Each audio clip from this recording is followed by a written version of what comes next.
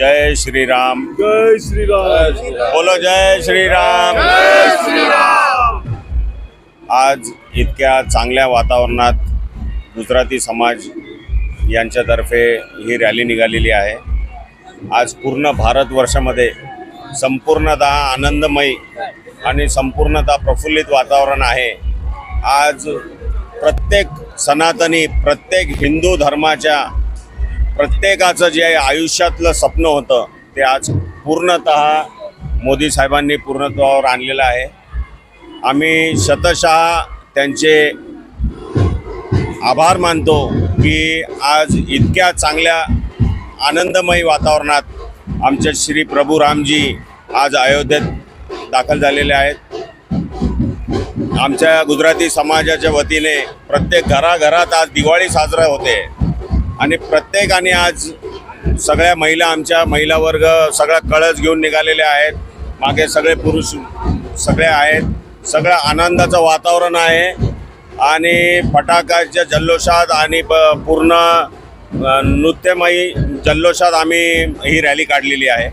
आज सकाळपासून सगळे आमच्या मंदिरामध्ये सगळे प्रत्येक पूजा अर्चना, रांगोळी, फटाके, दीप प्रज्वलन सगळ्या तरीकेचे चांगले चांगले प्रोग्राम घेण्यात आलेले आहेत। कार्यक्रम एकदम चांगले म्हणजे होम हवन झालेलं आहे आणि महिलांचे भजन कीर्तन हे सगळं मंदिरात झालेलं आहे।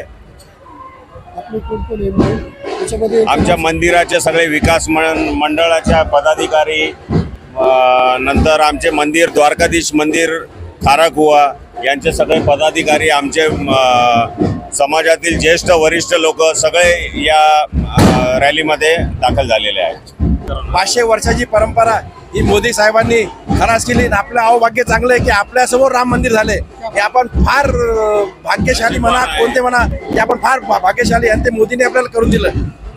जय श्री राम। जय श्री राम। आज जो अयोध्या में श्री राम जन्मभूमि जो मोदी जी के कार्यकाल में जो प्राण प्रतिष्ठा 550 साल के बाद जो इंतजार समाप्त हुआ, जो राम वनवास समाप्त हुआ, जो झोपड़ी में रहते थे राम, वो राम अयोध्या में प्रस्थान हो गए। इसकी खुशी हम पूरे भारत में, हिंदुस्तान में मना रहे हैं। जय हिंद, जय भारत। आजपासून खरा रामराज्याची सुरुवात झालेली आहे। मोदीजींनी जे प्राण प्रतिष्ठा केलेली आहे राम भक्तांची, रामांची, आम्ही या सणाचे भागीदार आहोत। हे आम्ही मोदींचे फार सौभाग्य आहे। जय श्री राम। जय श्री राम। जय श्री